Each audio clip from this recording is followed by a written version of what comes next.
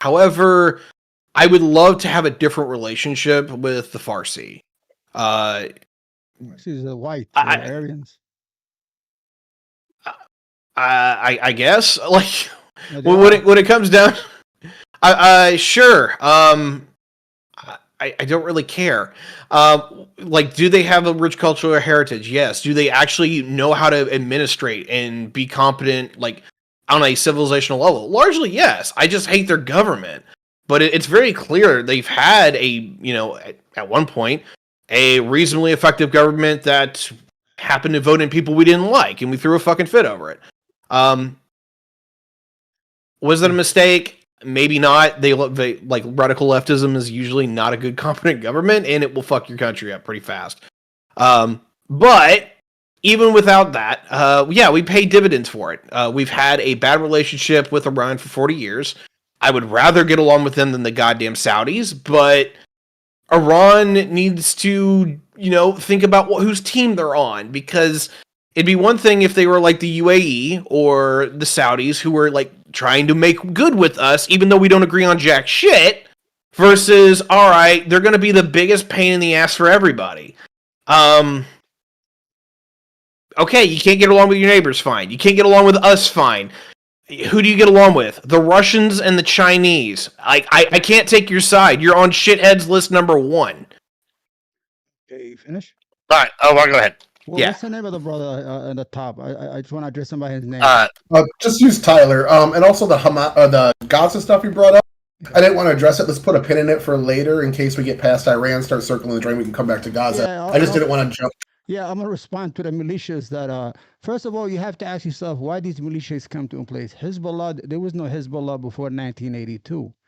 The group Hezbollah came into being when Israel invaded Lebanon and took over the whole southern part of Lebanon. And they had these ragtag militia, Shia militia, called Hezbollah. Nobody wanted to help them, and Iran saw an opportunity. They're both Shia. They both have the same beliefs. They're both. I'm a Sunni Muslim, by the way. So they had the same belief. They trained them. They gave them weapons, and they made a strong military force. And they actually chased Israel out of southern Lebanon. Hamas, the reason that they are trying to fight for their independence. When you want independence, you'll make a deal with the devil. So it doesn't matter. Let me give you first an idea. Why does Iran support these tentacles throughout the Middle East? It's very simple. If you're a country that is isolated, sanctioned, embargo, and nobody wants to talk to you or negotiate with you to get out of the situation you're in for the last almost 49 years, what do? You create problems in the neighborhood. So everybody's going to say, "Why are these kids making all these noise?" Well, you got to go to the gang leader over there. Iran was looking for a way to destabilize the region as a cry for help, to bring in people to negotiate and get out of a situation. You have 90 million people who are under sanction, who have great wealth and are able to sell their wealth or benefit. Now, historically, Iran has been a victim of Western exploitation. Let me give you an example. In 1909, oil was discovered by an Englishman who was commissioned by the Farsis at that time. From 1909 to 1951, the British took 84% of the profits of oil, plus their Navy got free oil around the world, which was a superpower at that time. Imagine the exploitation of giving Iran 16% of its wealth until 1951. When they asked for 50-50, they said no. So they had a government, I forgot the prime minister's name, who nationalized the oil and made it Iranian, and who won an election to a democracy in 1952 and 1951. What do we do? The CIA went in there and overthrew them and appointed the Shah of Iran, who was a puppet, who was a king. The Shah of Iran made a deal 50-50 until the deal was going to end in 1979, the contract. He let him know that before 1979, he's not going to renew the deal with it's called the Seven Sisters. These are 7 oil companies that own 50%. So before the sunset on the deal is going to be expired, what they did, they overthrew the Shah. Khomeini, that leader, Ayatollah Khomeini, he came to Iran on an airplane on a private jet from France. So the whole idea is all about oil and about money. The destabilization of the Farsi people, who are very proud people. The Iranians are a proud people. Well, so let me ask you this then, Omar. Yeah. So one of the ideas that people talk about with like multipolarity is that they're like traditional power polarities, like Persia, power polarity. They're one of the poles, right? You have like Europe, and then you have a couple different poles in Europe, like Britain, you have Germany, you have whatever. Russia's a traditional power pole. You have China, a traditional power pole, and then you have like in North America, you have America as the new one, right? And so when we're talking about this, why wouldn't a superpower like the U.S. wouldn't they do that though? Like I get the argument from like the honorable moral standpoint, but let's just say from like a practical worldwide standpoint, if you're the superpower, you don't want like one of these people gaining power in the region and then like solidifying it and becoming a challenge to you. Like so why wouldn't they do that? Like I don't understand the logic here. Like when people like destabilize a region when it's a traditional power area. Well, when the Iranians, the mullahs came into power, which was facilitated by Western powers, they put these mullahs in power. When they fucked up. They put the wrong one in power. It seems when they thought they were going to get a deal out of them, once they said, we're going to give you a good deal. Once they took over, they gave them the middle finger. So in turn, they sanctioned the whole country for 40 years. They're under embargo, economic embargo. You can't sell your oil. The issue here is life and death. And imagine in the 1989, they pushed Iraq under Saddam Hussein to attack Iran. And they did attack, and they had an 8-year war, which almost 1 million Iranians died. We were the United States supporting the Iraqi side and selling under the table weapons, if you ever heard of the Iran-Contra scandal. The whole issue, Iran has been victimized by Western companies, by Western countries, by Western power.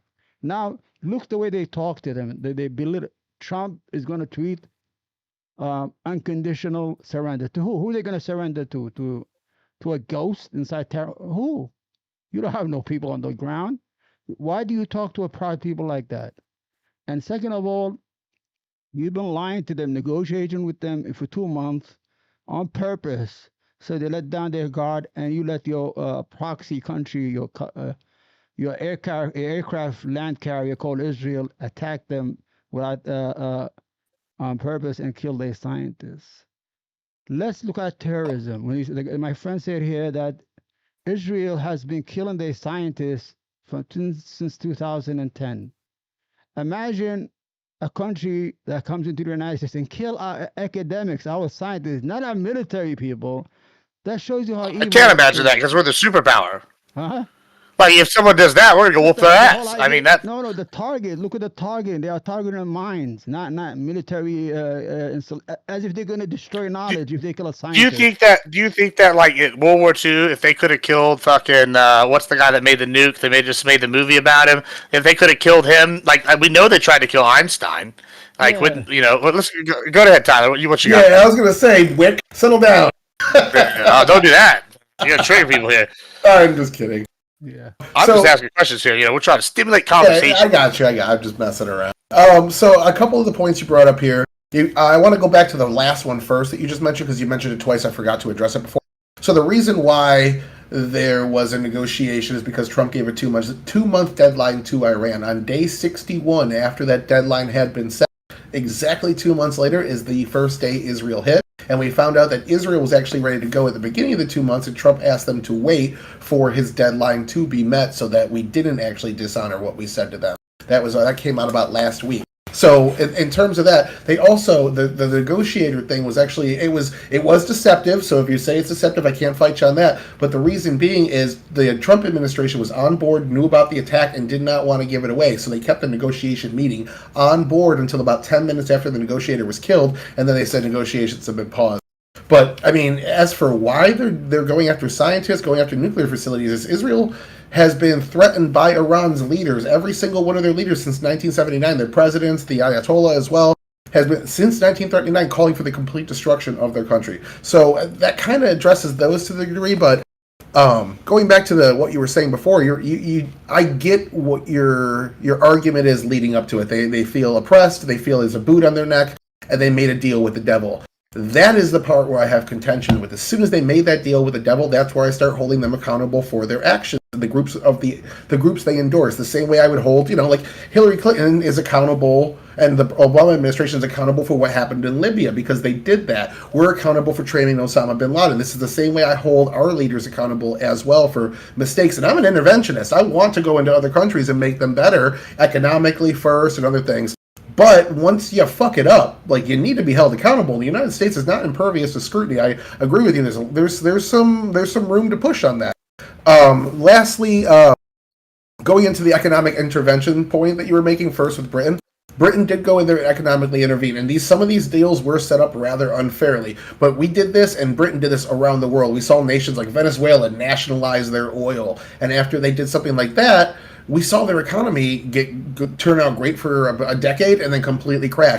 The nations that actually worked with these private companies going in and taking 80% of the revenue, later on they got dropped down to 60%, and later on all their other industries started going up and rising up around this giant economic boom they were having as a result of these oil companies. And we saw their economy stabilize, and a lot of them went from like first world nations, I know we're not allowed to say that anymore, to second or third world nations. The Philippines, I was just looking at their development because I was over there recently. Their development, working with the United States since they've got rid of Spanish colonization, has modernized them. Their cities are as great as some of ours in the United States, and some of our cities are kind of run down, so that's not that big of a flex. But one thing you left out of your victimization of Western power is the Cold War era interventions by the Soviets starting in the 40s. That was about a decade before the CIA coup.